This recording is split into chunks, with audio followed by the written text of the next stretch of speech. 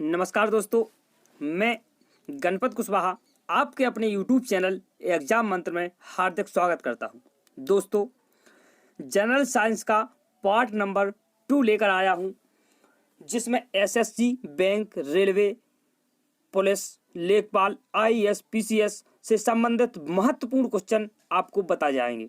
दोस्तों, इसका मैं पार्ट नंबर 1 लेके आया था, जिसमें आप लोगों ने बहुत ही प्यार दिया। तो दोस्तों, इसी प्रकार हमसे जुड़े रहिए और यदि आपने अभी तक हमारा चैनल सब्सक्राइब नहीं किया तो सब्सक्राइब कर लीजिए, क्योंकि आने वाले जितने भी लेक्चर हैं उनका नोटिफिकेशन आपको मिल जाए। और दोस्तों, नोटिफिकेशन आपको जब ही मिलेगा जब आप उसके बगल में जो बेल आइकन प्रेस करेंगे, ठीक है।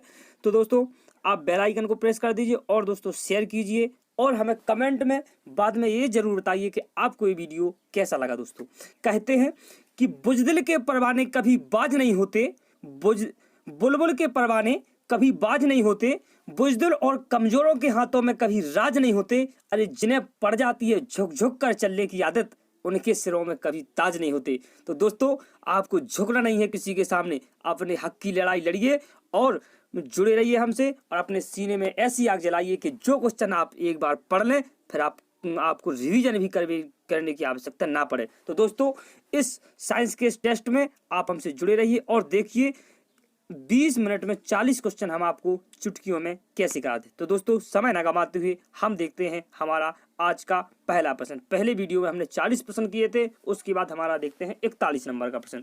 तो दोस्तों, हमारा 41 नंबर का जो प्रश्न है वो क्या है कि वायु दाब मापी की रीडिंग में अचानक गिरावट इस बात का संकेत है कि मौसम स्थिर तथा शांत होगा, वर्षा युक्त होगा, ठंडा होगा या तूफानी। दोस्तों, यूपी पीसीएस 1996 में पूछा गया क्वेश्चन है। मैंने कहा था कि विथ प्रूफ के साथ लेके आऊंगा। तो दोस्तों, इसका जो करेक्ट आंसर हो जाएगा वो हो जाएगा D is the correct answer. कैसा होगा? तूफानी। यदि वायु दाबी की रीडिंग में अचानक गिरावट आती है दोस्तों, तो समझ लेना चाहिए कि अब तूफान आने वाला है। ठीक है दोस्तों, तो हम देखते हैं अगला प्रश्न। हमारा 42 नंबर का प्रश्न है कि प्रेशर कुकर में खाना जल्दी पकता है क्योंकि। अब हमें बताना है कि प्रेशर कुकर में खाना जल्दी क्यों पकता है। अधिक दाब पर पानी कम तापक्रम पर उबलने लगता है, ठीक है, या अधिक दाब पर पानी अधिक तापक्रम पर उबलने लगता है, या फिर पानी 100 डिग्री सेल्सियस पर ही उबलता है लेकिन अधिक दाब पर ऊष्मा की मात्रा अधिक होती है, या फिर कुकर के अंदर संवहन धाराएं उत्पन्न हो जाती हैं। दोस्तों, यूपी पीसीएस 2007 में पूछा गया क्वेश्चन है। तो दोस्तों, इसका जो करेक्ट आंसर हो जाएगा वो हो जाएगा आपका बी। अधिक दाब पर पानी अधिक तापक्रम पर उबलने लगता है। जब कुकर बंद होगा, भाप बनेगी तो क्या होगा? भाप निकल नहीं पाएगी तो दाब बनेगा। तो अधिक जब दाब होगा तो जो पानी का जो तापक्रम है वो भी क्या होगा? अधिक होगा और पानी उबलने लगेगा। ठीक है, इसलिए प्रेशर कुकर में खाना जल्दी पक जाता है। अब देखते हैं दोस्तों अगला प्रश्न। हमारा अगला प्रश्न है कि हाइड्रोजन से भरा रबड़ का गुब्बारा वायु में ऊपर जाकर फूट जाता है या फट जाता है क्योंकि। तो दोस्तों, हाइड्रोजन से भरा रबड़ का गुब्बारा वायु में ऊपर जाकर क्या हो जाता है? फट जाता है। क्योंकि आपको बता दें दोस्तों, ऊपर जब जाता है गुब्बारा तो उसका वायुदाब घट जाता है, अर्थात D is the correct answer. तो वायुदाब क्या हो जाता है? घट जाता है। इसलिए जो हाइड्रोजन से भरा गुब्बारा है वो क्या होता है? ऊपर जाकर फट जाता है। ठीक है दोस्तों, अब हम देखते हैं हमारा क्वेश्चन नंबर 44। 44 नंबर क्या है कि सूर्य में निरंतर ऊर्जा का सृजन किस कारण होता रहता है। ठीक है दोस्तों, जो सूर्य है हमारा, सूर्य क्या है? तारा है। ठीक है, अब जो इसमें जो निरंतर ऊर्जा का जो सृजन होता है वो किस कारण से होता है। ठीक है दोस्तों, अब देखो एसएससी 2002, ठीक है, पीसीएस 2008, एनडीए 2013 और सीडीएस 2013 में पूछा गया क्वेश्चन है दोस्तों। ठीक है दोस्तों, इतने इंपॉर्टेंट क्वेश्चन है कि अगर आपने साइंस की इस सीरीज को पढ़ लिया या टेस्ट दे लिया तो समझ लो आपको किसी भी कंपटीशन एग्जाम में फिर साइंस के क्वेश्चन करने की आवश्यकता नहीं है। ठीक है दोस्तों, आपको यहीं से सारे क्वेश्चन आएंगे। ठीक है दोस्तों, लगभग 80% क्वेश्चन यहीं से आपको मिलेंगे देखने के लिए। ठीक है दोस्तों, तो 44 नंबर का सूर्य में निरंतर ऊर्जा का सृजन किस कारण से होता है। तो दोस्तों, इसका जो करेक्ट आंसर हो जाएगा वो हो जाएगा ए इज द करेक्ट आंसर। नाभिकीय संलयन किसके द्वारा? हाइड्रोजन का क्या होता है? नाभिकीय संलयन होता है, जिसके कारण ऊर्जा का निरंतर संलयन होता रहता है। अब देखते हैं दोस्तों हम अब हमारा अगला क्वेश्चन। हमारा अगला क्वेश्चन क्या है दोस्तों? हमारा अगला क्वेश्चन है कि चाबी भरी घड़ी में कौन सी ऊर्जा होती है? दोस्तों जैसे घड़ी में हम चाबी भर देते हैं तो वो अपने आप चलती रहती है, तो कौन सी ऊर्जा होती है दोस्तों? तो हमारा जो इसका करेक्ट आंसर हो जाएगा स्थितिज ऊर्जा। ठीक है, अर्थात जो स्थिति के कारण जिसमें ऊर्जा उत्पन्न होती है वो क्या होती है? स्थितिज ऊर्जा। तो अगर हम घड़ी में चाबी भर देते हैं तो उसकी स्थिति के कारण वो घड़ी क्या है? टिक टिक उसकी सुई चलती रहती है, तो इसका बीच दा क्या हो जाएगा? Correct answer. चाबी भरी घड़ी में कौन सी ऊर्जा होती है? स्थितिज ऊर्जा। हम देखते हैं अगला प्रश्न। अगला प्रश्न है कि जब हम रबड़ के गद्दे वाले सीट पर बैठते हैं, ठीक है दोस्तों, किसके? रबड़ के गद्दे वाले सीट पर बैठते हैं या गद्दे पर लेटते हैं, तो उसका आकार परिवर्तित हो जाता है, ऐसे पदार्थ में पाया जाता है। जैसे किसी रबड़ वाले उस पर बैठते हैं तो क्या होता है? उसका आकार परिवर्तित हो जाता है तुम्हारे वजन के कारण। तो उसमें ऐसे पदार्थ में क्या पाया जाता है? स्थितिज ऊर्जा, विखंडन ऊर्जा, संचित ऊर्जा या गतिज ऊर्जा। तो दोस्तों इसका जो करेक्ट आंसर हो जाएगा वो हो जाएगा आपका स्थितिज ऊर्जा। उसमें भी क्या होती है? स्थिति के कारण। देखो बैठे तो क्या स्थिति बदली, स्थिति के कारण जो ऊर्जा उत्पन्न हुई तो स्थितिज ऊर्जा। अब देखते हैं हम हमारा अगला प्रश्न। निम्नलिखित में से किस में ऊर्जा नहीं है? चली हुई गोली में ऊर्जा नहीं है, बहते हुए पानी में, चलता हथौड़ा, खींचा हुआ धनुष। RRB 2002 में पूछा गया क्वेश्चन है दोस्तों। तो दोस्तों इसका जो करेक्ट आंसर हो जाएगा, इसका जो करेक्ट आंसर क्या हो जाएगा दोस्तों? इसका हो जाएगा D is the correct answer. इसमें गतिज ऊर्जा नहीं है। क्या धनुष क्या है? देखो पानी बह रहा है, गति कर रहा है, अर्थात गतिज ऊर्जा। हथौड़ा चलता हथौड़ा चल रहा है, अर्थात गति कर रहा है। चली हुई गोली भी गति कर रही है, तो इनमें क्या है? गतिज ऊर्जा है। लेकिन खिंचा हुआ धनुष क्या है? स्थिर है, अर्थात इसमें क्या है? स्थितिज ऊर्जा है। इसमें क्या है? गतिज ऊर्जा नहीं है। तो D is the correct answer. हम देखते हैं दोस्तों हमारा अगला प्रश्न। 48 नंबर का प्रश्न है हमारा दोस्तों कि जब एक वस्तु की गति दुगनी हो जाती है तो उसकी गतिज ऊर्जा क्या है? क्या हो जाएगी? दुगनी हो जाएगी, चौगुनी हो जाएगी, समान हो जाएगी या तीन गुनी बढ़ जाती है? RRB 2001 में पूछा गया क्वेश्चन है कि यदि कोई वस्तु है उसकी गति क्या हो जाए? दोगुनी हो जाए, तो दोस्तों क्या हो जाता है? यदि गतिज उसकी गति दोगुनी हो जाए तो जो गतिज ऊर्जा होती है वो दोस्तों चौगुनी हो जाती है। ठीक है दोस्तों, इसका B is the correct answer हो जाएगा। अब हम देखते हैं हमारा अगला प्रश्न। अगला प्रश्न भी SSC 2005 में पूछा गया है दोस्तों। क्या है कि निम्नलिखित में से कौन सा नियम इस कथन को वैध ठहराता है? कथन क्या है दोस्तों? ठहराता है कि द्रव्य का ना तो सृजन किया जा सकता है और ना ही विनाश। द्रव्य का ना तो सृजन किया जा सकता है और ना ही विनाश। तो दोस्तों अर्थात द्रव्य को ना बनाया जा सकता है और ना ही इसका विनाश किया जा सकता है। तो किसका नियम है? ऊर्जा संरक्षण का, ले साटेलिए का नियम या द्रव्यमान संरक्षण का नियम या परासरण का नियम। तो दोस्तों जो इसका जो करेक्ट आंसर हो जाएगा हमारा वो हो जाएगा ऊर्जा संरक्षण का नियम। ठीक है दोस्तों, ऊर्जा संरक्षण का नियम क्या होता है कि द्रव्य को ना तो क्या है? सृजन किया जा सकता है और ना ही विनाश। ठीक है, अब देखते हैं हमारा अगला प्रश्न। हमारा 50 नंबर का प्रश्न है दोस्तों। साइकिल चलाने वाला मोड़ लेते समय क्यों झुकता है? देखो दोस्तों हम लोगों ने प्रैक्टिस किया है कि अगर हम लोग साइकिल चलाते हैं, कहीं मोड़ आ जाती है तो क्या करते हैं? झुक जाते हैं। क्यों झुकते हैं? क्या कारण है? साइकिल और आदमी की गति समान होनी चाहिए, वरना साइकिल फिसल जाएगी। वह झुकता है ताकि गुरुत्व केंद्र आधार के अंदर बना रहे, वह उसे गिरने से बचाएगा। या वह झुकता है ताकि वक्र मार्ग पर चलने के लिए पहियों पर दबाव डाला जा सके, या फिर वह झुकता है ताकि वक्र को तेजी से पार कर सके। तो इसका जो करेक्ट आंसर हो जाएगा वो हो जाएगा बी। क्यों दोस्तों? क्योंकि जो गुरुत्व वो इसलिए झुकता है ताकि गुरुत्व केंद्र आधार के अंदर बना रहे और वह गिरने से क्या है? बचाएगा। तो गुरुत्व केंद्र अगर आधार के अंदर रहेगा तब आप साइकिल से नहीं गिरेंगे। ठीक है दोस्तों, हम अगला प्रश्न देखते हैं। अगला प्रश्न है दोस्तों, अगला प्रश्न क्या है? दूध से क्रीम निकालने में कौन सा बल लगता है? दूध से क्रीम निकालने में कौन सा बल लगता है? अपकेंद्री बल, अभिकेंद्री बल या उपकेंद्री बल या बाह्य बल? RRB 2005 में पूछा गया क्वेश्चन है। तो दोस्तों दूध से क्रीम निकालने में अपकेंद्री बल लगता है। ठीक है दोस्तों, कौन सा बल? अपकेंद्री बल। ठीक है, अब हमारा अगला प्रश्न देखते हैं।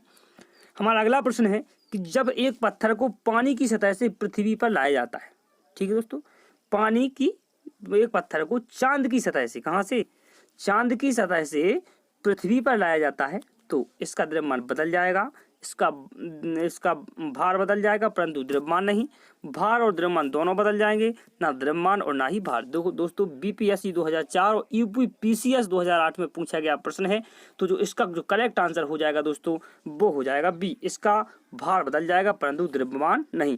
दोस्तों, हमने बताया था आपको कि जो किसी वस्तु का भार पृथ्वी की तुलना में चंद्रमा पर 1/6 कितना होता है, 6 होता है। ठीक है दोस्तों, तो जो द्रव्यमान नहीं बदलेगा, उसका जो भार होगा वो क्या होगा, बदल जाएगा। हम अगला प्रश्न देखते हैं दोस्तों।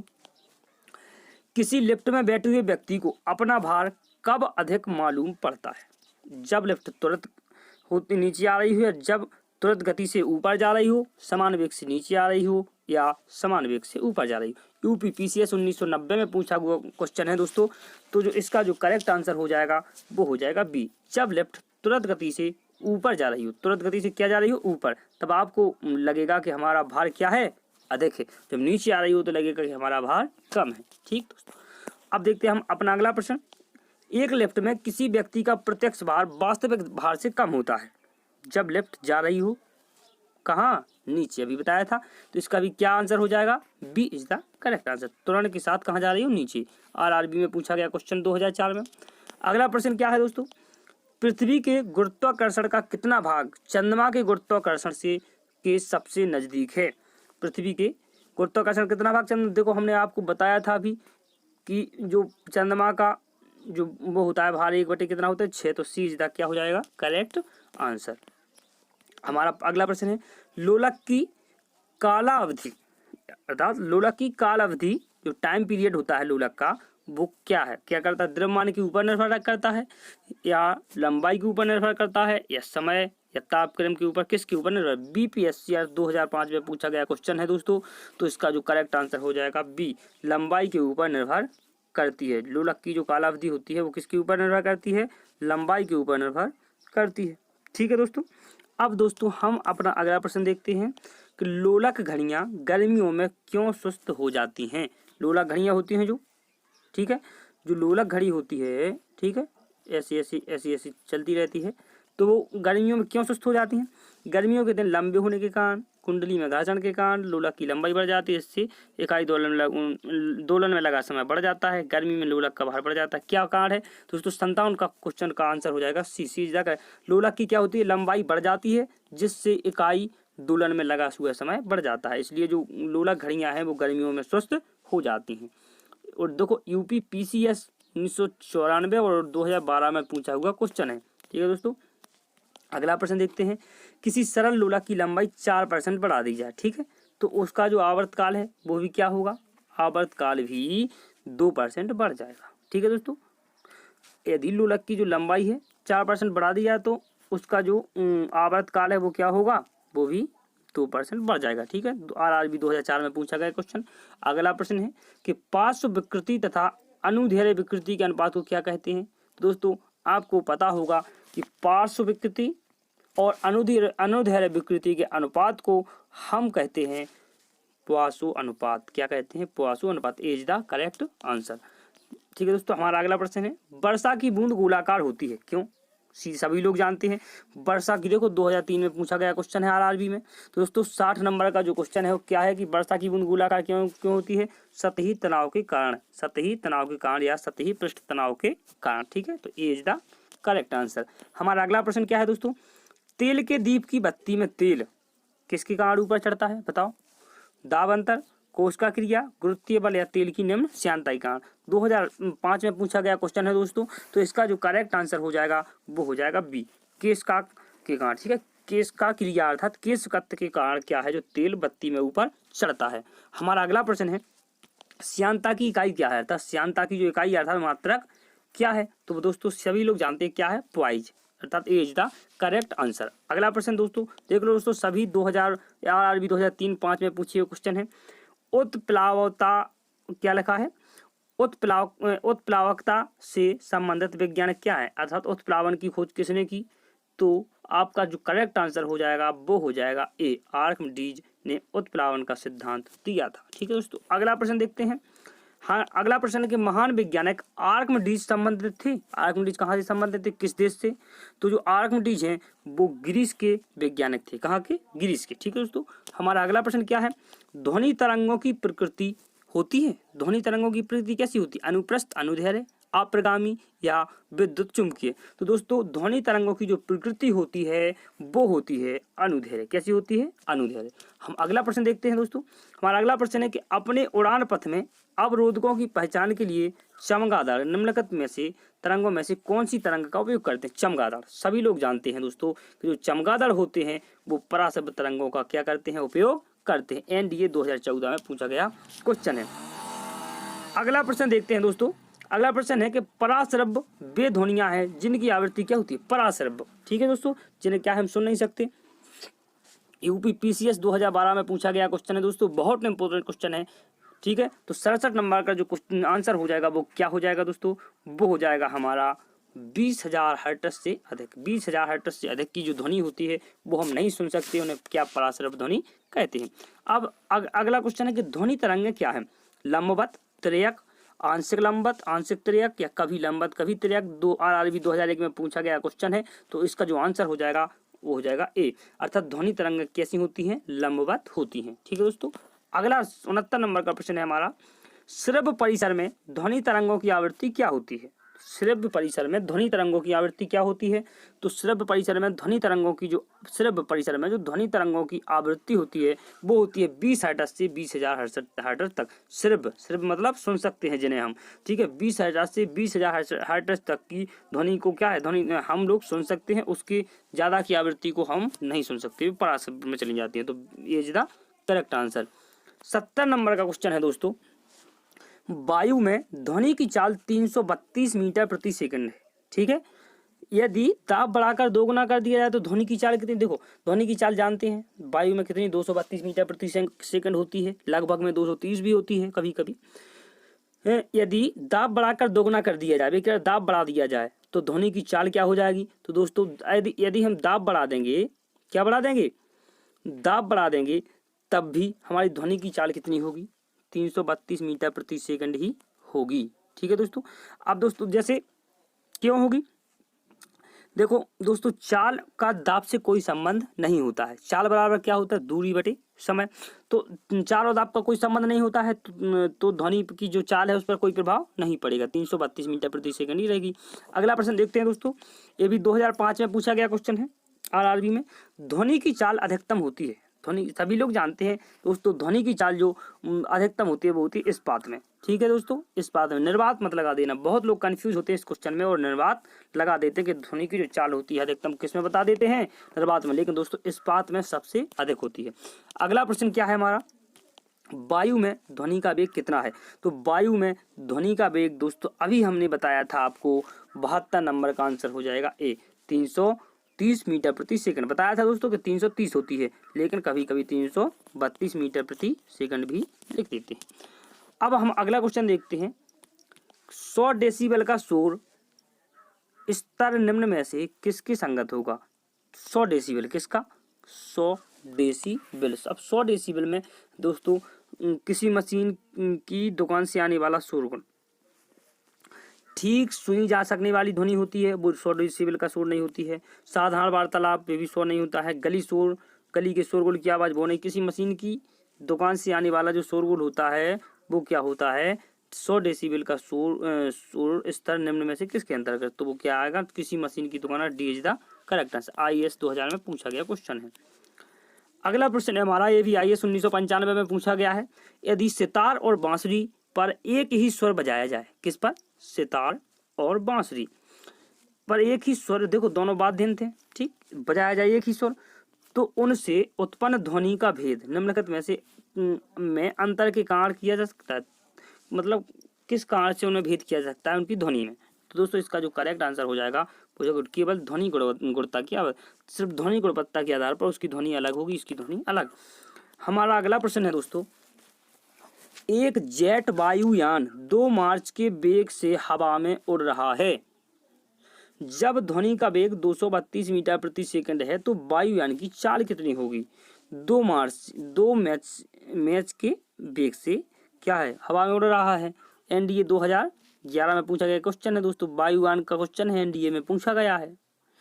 तो वायुयान की चाल क्या होगी? तो दोस्तों आपको बता दें कि जो 2 मैच के वेग से उड़ रहा है, किसकी उड़ रहा है, तो और ध्वनि की चाल दी है 232, तो इसका 2 का इंटू हो जाएगा, कितना हो जाएगा 664 मीटर प्रति सेकंड। ठीक है दोस्तों, वायुयान की चाल। ठीक है, अब देखते हैं हमारा अगला क्वेश्चन।